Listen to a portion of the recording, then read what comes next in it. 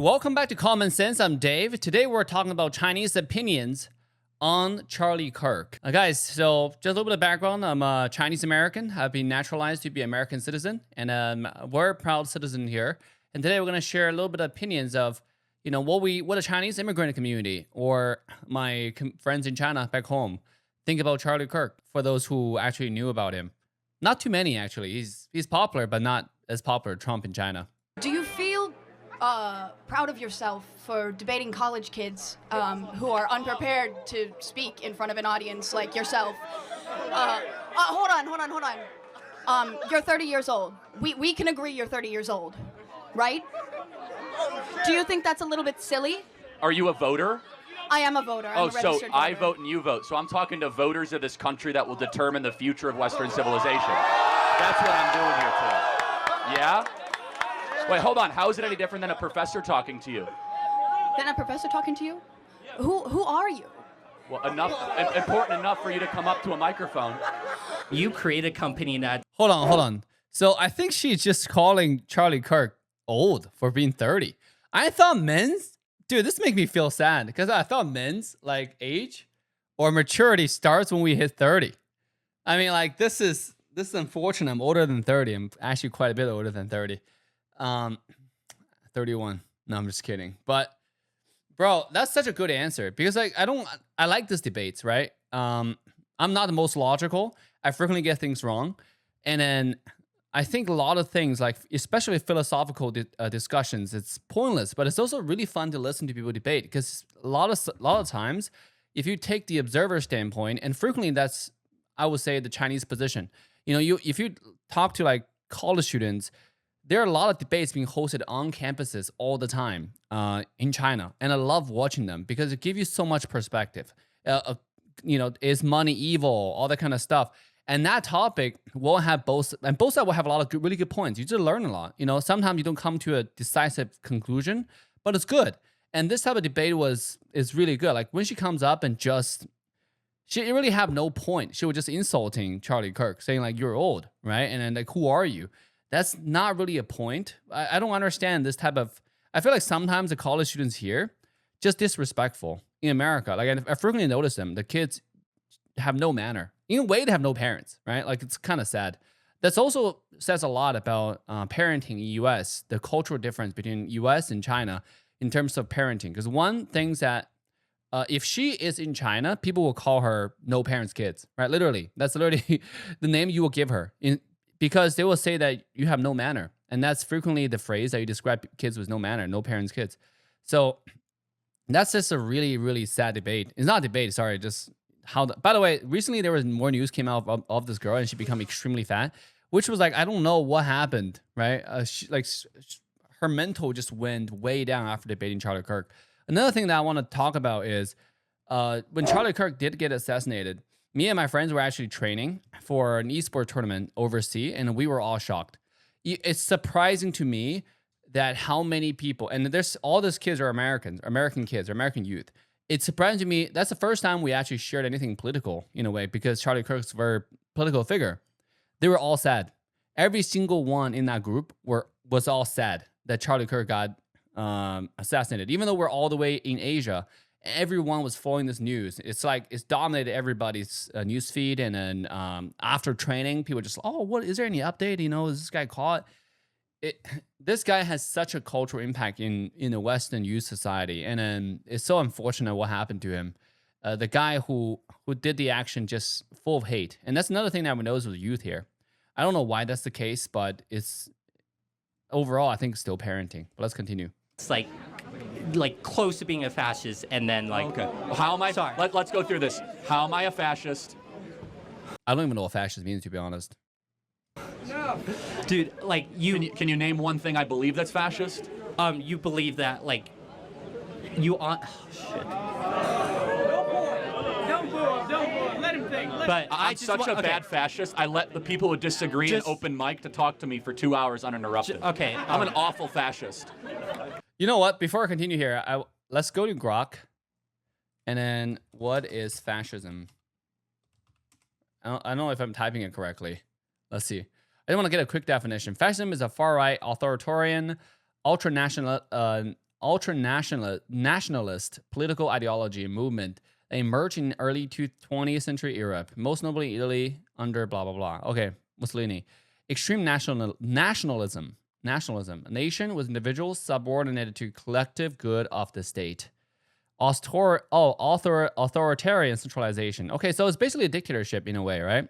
Like in short, social hierarchy, belief in natural elites, often combined with anti-egalitarianism. Dude, every time when I try to read political concept, it just gets. That's why I'm not interested in politics, right? I like to listen to people debate about philosophical questions, but when you try to learn terms, it just gets so convoluted. So, and like, I think the simple way for me to understand this is just authoritarian dictatorship, right? Basically, there's one person who like rules it all in a way, and you don't think, right? Everything is centralized. Everything is military and violence, right? Just like if you don't follow, we'll just shoot you down. And that's basically what this guy is accusing Charlie Kirk of, which is weird, right? Because this is a debate. If it's a fascism, like, because one thing I notice is also how little people evaluate their own actions. One thing I notice here frequently in America, and this is not just an American thing, it's a Chinese thing also, just people in general. My mom has always taught me, and I have a great mom, that action speaks much louder than words.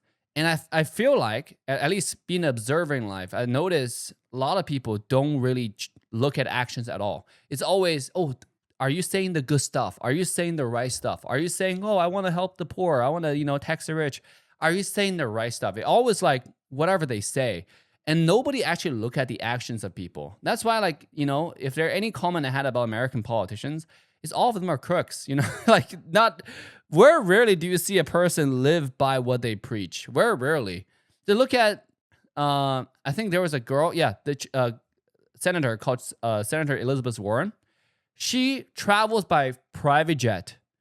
She doesn't travel commercial jet. She doesn't even travel commercial, travel by private jet. And she's the lady behind all this kind of like environmental deals and then like tax the rich type of deals. I was like, bro, like if you see, it's one thing to talk about philosophical belief, and then it's okay, whatever you want to believe, to be honest, right? But it's just very, very hypocritical when you don't live by those beliefs. When you live a completely different lifestyle and then you just preach something different, it's disgusting. It's very, very disgusting.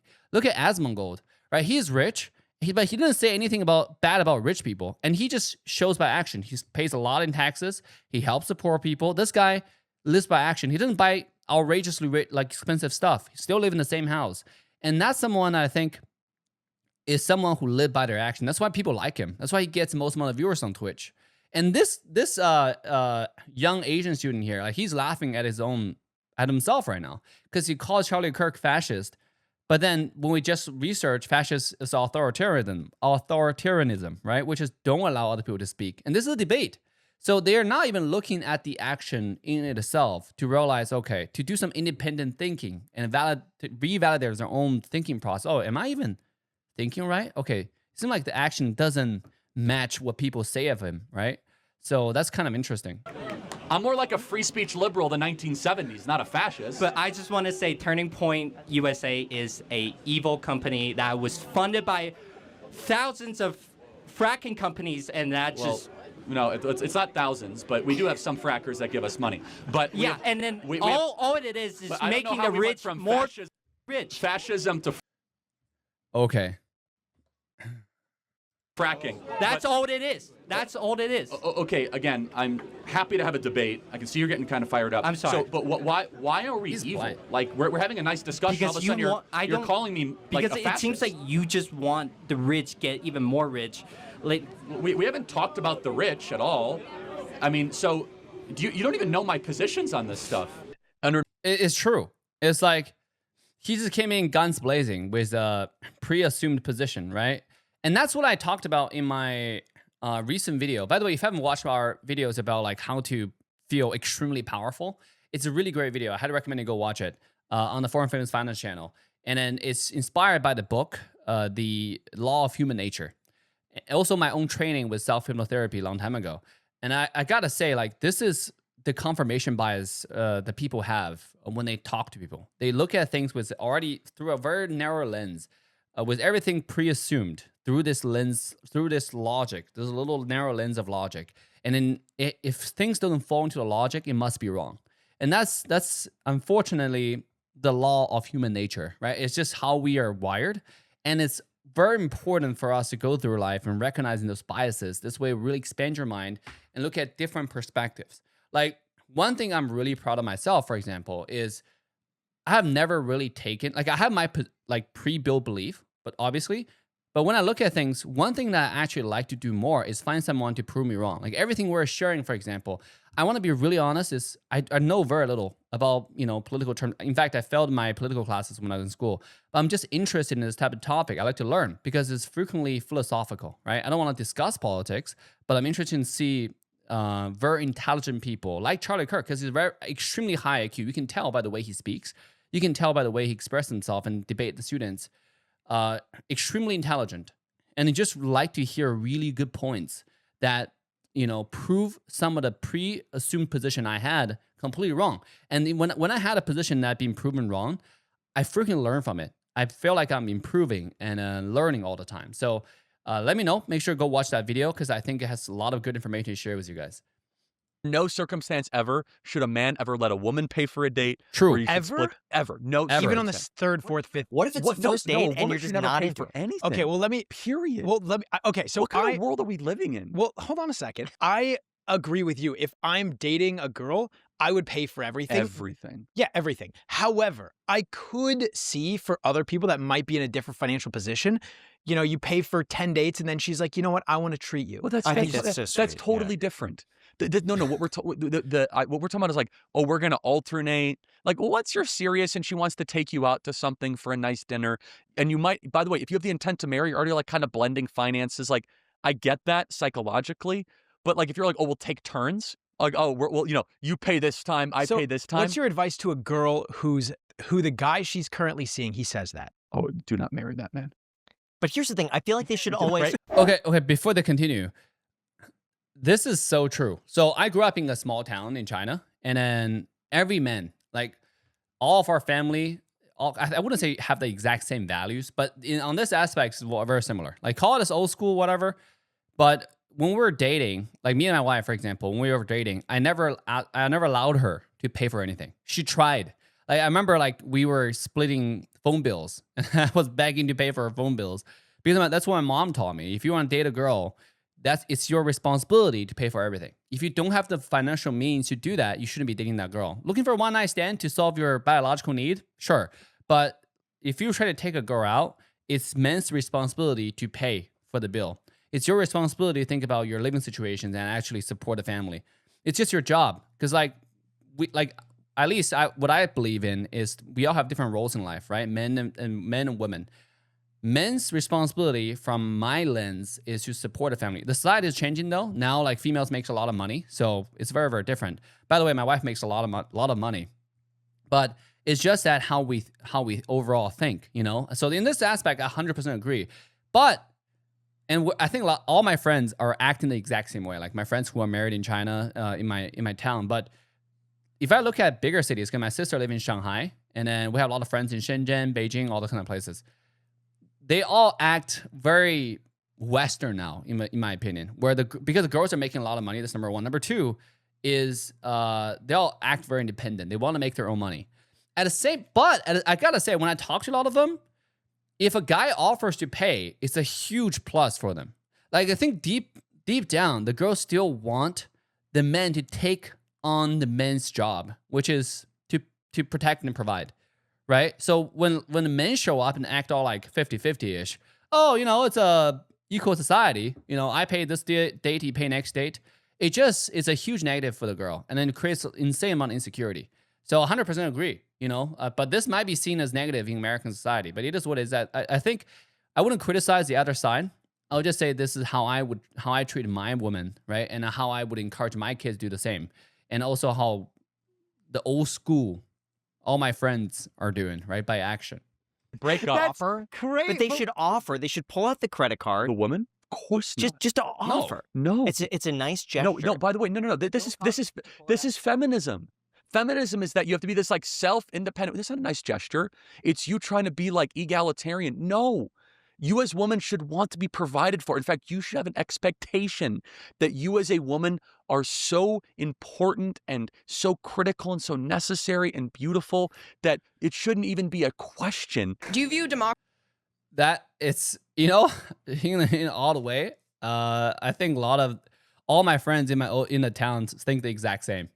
Like the girls should understand their innate value they're providing to the men, right? Like basically me and my wife, when we go out, we actually train this where when we go to a door, she will just walk next to the door and I'll walk up. If she walks ahead of me and I'll walk up to open the door for her. Sometimes she still forgets and open the door herself. But it's something that we're still working on, right? I do think that what Charlie said in this specific aspect is something I'm doing, but I think society is changing, and I don't really care what people do with their lives, to be honest. If you live in a relationship where you prefer the girls to pay, that's up to you. I personally don't like that, don't prefer that, but I'm not gonna look down on you, right? This is what it is. In fact, you can look down on me. I don't really care. It's just what you prefer, right? It's what you like. I think deep down though, girls do prefer Charlie Kirk type of relationship type of deal, right? Which is how men should be the provider and protector in the family, in the relationship. Democracy is an American value, something that's very important to the fabric of this country. No. Where is democracy in the U.S. Constitution? Oh, okay. So No, hold on. Where is the word democracy? I don't think the word democracy is in the Constitution. So where is the word democracy in any of the founding fathers? A lot of the founding fathers had extremely elitist viewpoints around who should... Hold on. I just want to... You said the word democracy, so I want to get back to our roots. Yes. Where is democracy mentioned? In the Federalist Papers, the Constitution, or the Declaration? I think it's good that this country has moved away from things that were explicitly believed by the founding in the Federalist fathers. Papers, and it's mentioned negatively as a problem. So you ask me, is democracy a fundamental American value? I say no. Okay. Because I go back to our roots. And Hamilton, Madison, and Jay... Oh, I know that Hamilton was anti-democracy. Hold on, these people thought that people should be owned as I want to be clear. I Yeah. am pro-representative government, Okay. but I'm not pro-democracy. That's a big difference, and that distinction's important.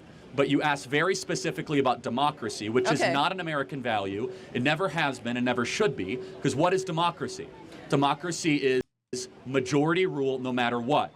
That there's no provisions of checks and balances, no inalienable rights, no separation of powers, pure if the majority gets it, the majority wants it as quickly as possible. I don't advocate pure democracy. I do understand that we live in a representative, we live in a republic, and I understand these things.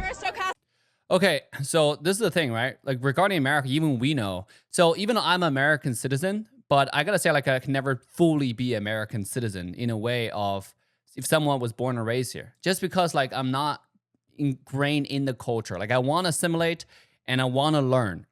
But there's a challenge, obviously. I didn't grow up listening to the music. In fact, I grew up in a small town in China. I didn't listen to Chinese music, But even then, just because I grew up in the environment, we still know the superstars, whatever, the culture in China, right? Growing up.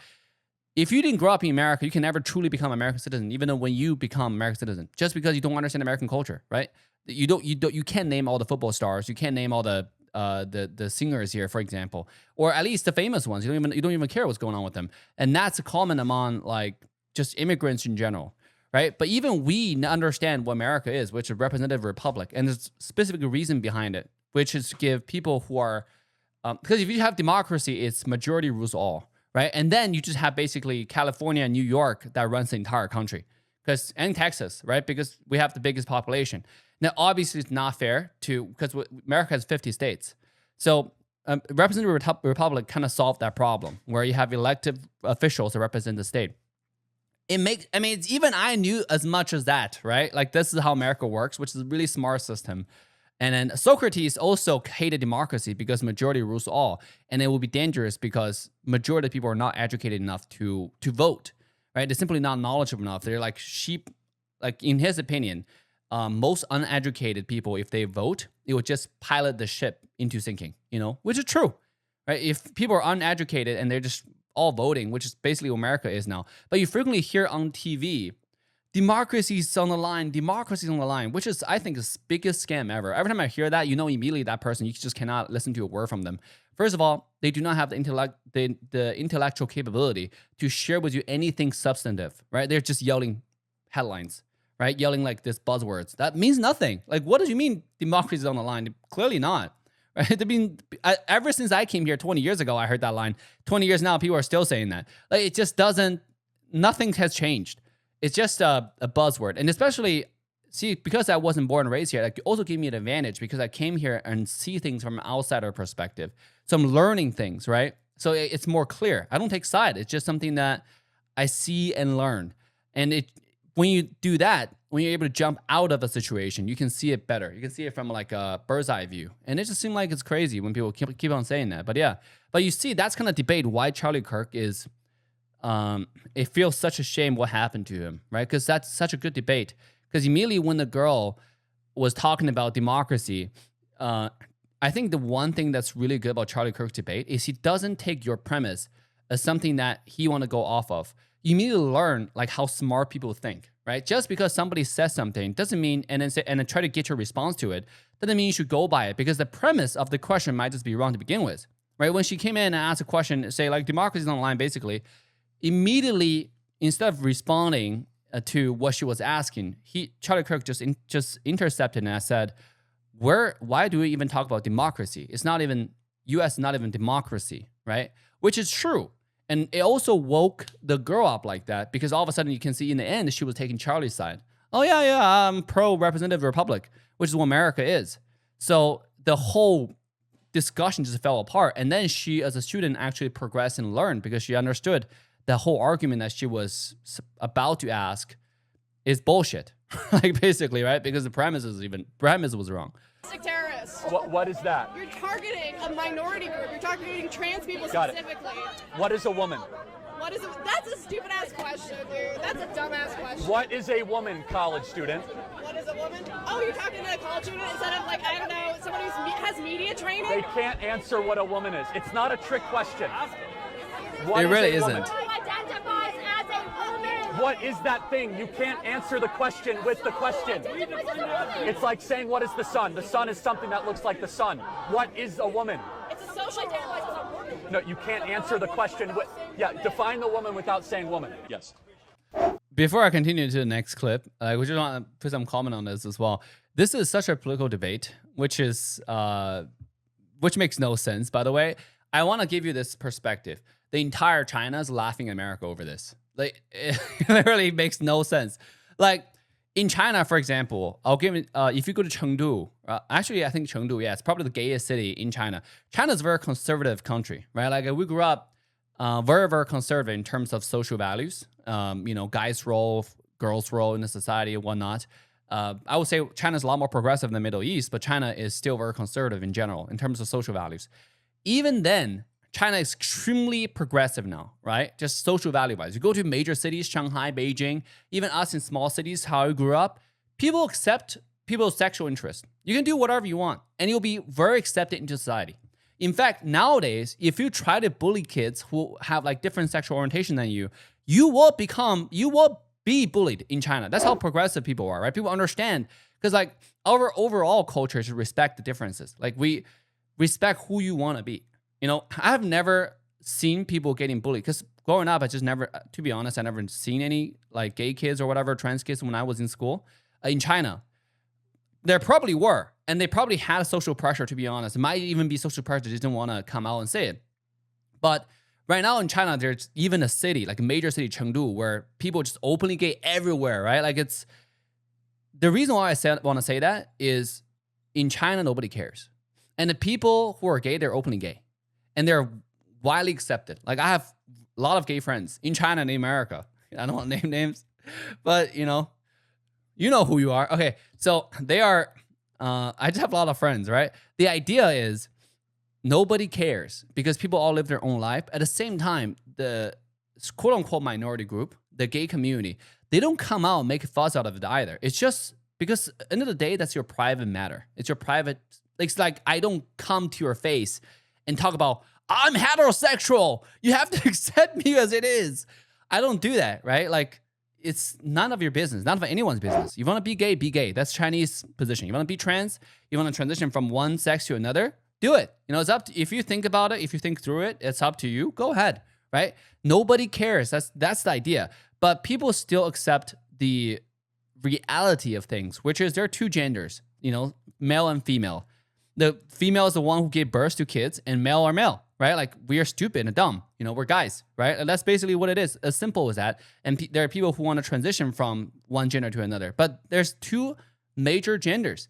And when, like, there, you know, the funniest thing, when this was at the heat of the debate, I think there was a guy called something Tyson, the very popular astronomist, and his clip went viral in China because they were asking him what is a woman, and he couldn't answer it. And I was like, what? I thought scientists are supposed to go by science. You know, like that's the most intriguing thing. But at the same time, science are progressing. Science is constantly progressing thing because there are data and people reflect on data. We're not, science is basically just data, summary, analysis, right? So it's a topic that Chinese people don't care. And then, to be honest, I just don't give a fuck at all, right? You do whatever you want. I accept you as it is. If you want me to call you a unicorn, I'll call you a unicorn. Whatever you want, whatever makes you happy, whatever makes your life easier, I'll do, right? Because I don't care. I really care about your character, who you are as a person. I can care less about a sexual interest because I don't meet people for, you know, if you're gay, be away from me. Like, that's not, like, that's how it works, right? I work with people because of their capability, their character, and how fun are they to hang out with, you know? There's some people who are extremely smart. That's who I hang out with. Nobody asks people about their sexual interests. Does nobody care? But in America, it's such a politicized issue, which we just don't understand. You know, like, especially as immigrant, you come here, you become a citizen. You're like, okay, well, America is advanced in medicine, supposedly, AI, technology.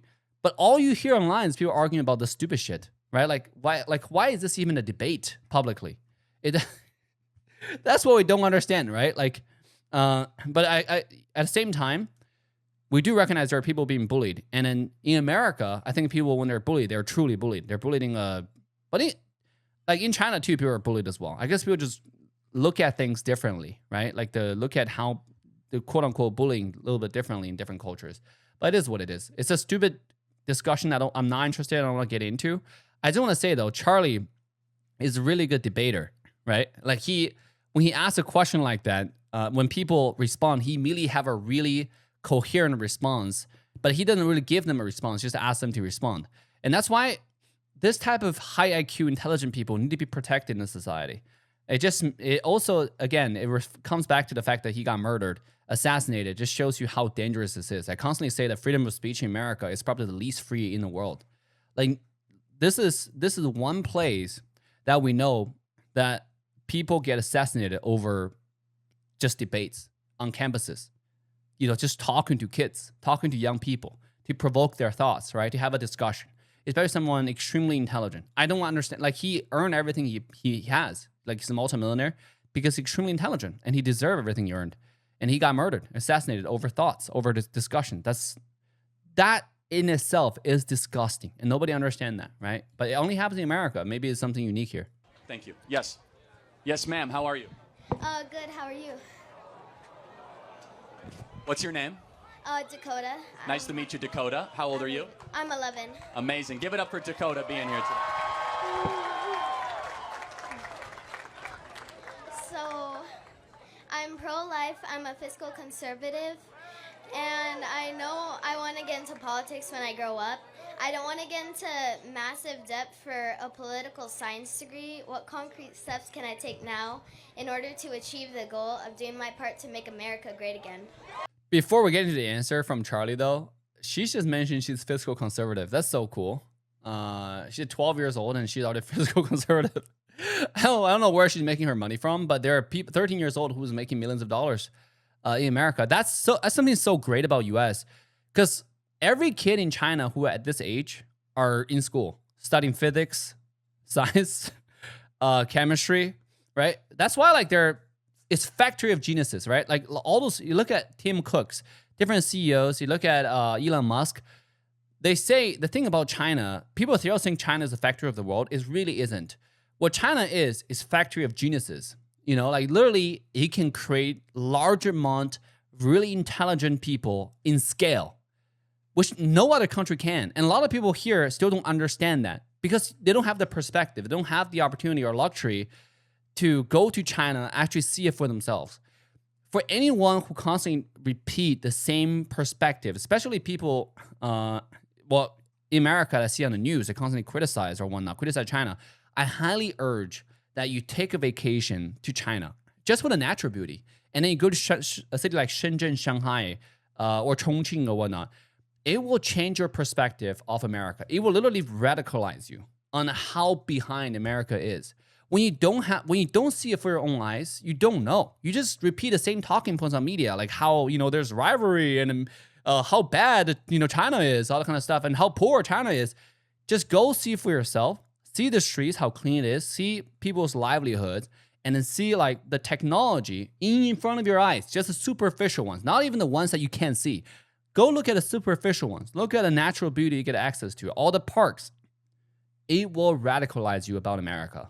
It will basically make you think what kind of a shit third world country we're living in right now, right? But it largely is thanks to the politicians because America was a shining apple on the hill. It's supposed to be the strongest country leader of the free world. And right now, it's been running to the ground. It's been running to the ground for decades at this point.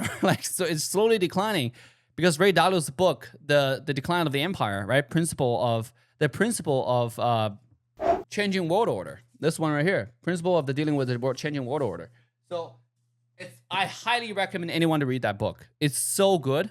It talks about how why this decline is happening and what is the potential next step, and is there any way to stop this decline? In my opinion, it really isn't, because America has gone through so many years of great life, a great livelihood, just great awesomeness. Because of that, people's life becomes so easy and so good. Kids have no perspective. This current new generation just entitled. At the same time, they're extremely intelligent, and intelligent, right? Which creates a new kind of generation that we have to learn from. To be honest, there's a lot of things that you can learn from younger kids, but are they entitled? For sure. Oh, great.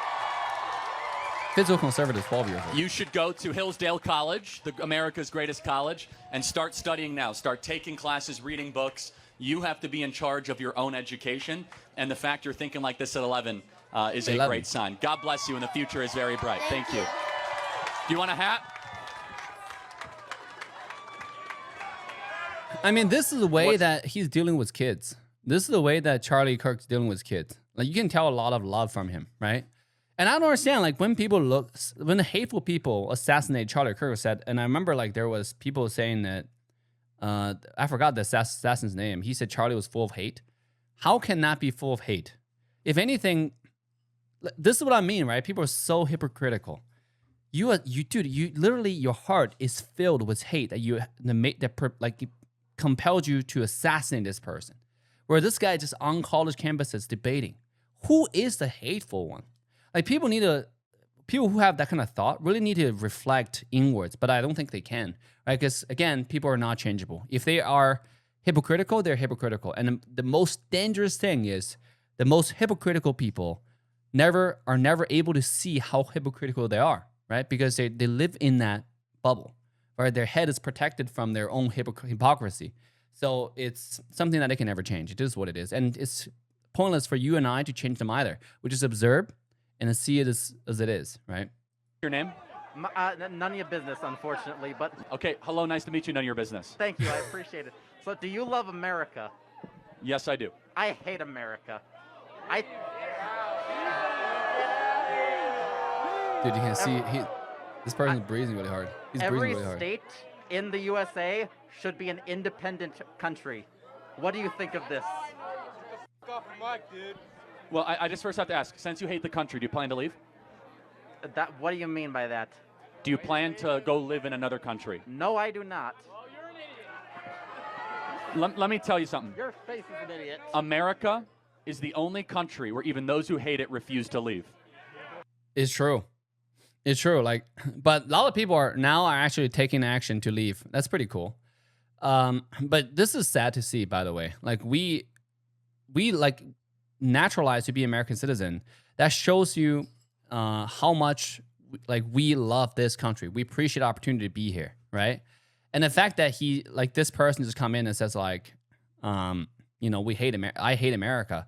That's so unfortunate. And I think the sentiment is it's not just him, right? I feel like majority, actually probably more than 50% of the youth, or just America, hate this country.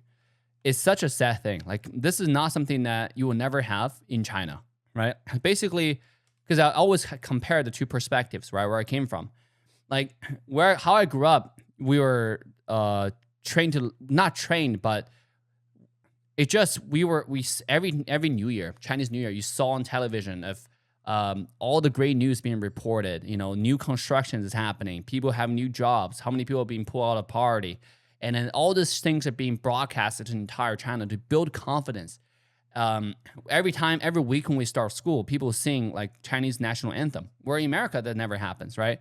I feel like people burn flags here. Do that in China, do it once and see what happened to you. Like, patriotism is something that's among everyone in China. People are still critical of the stuff that's happening, the political stuff that's happening, right? It happens all the time in different cities. But nonetheless, everybody loves China, right? Like, patriotic towards the country.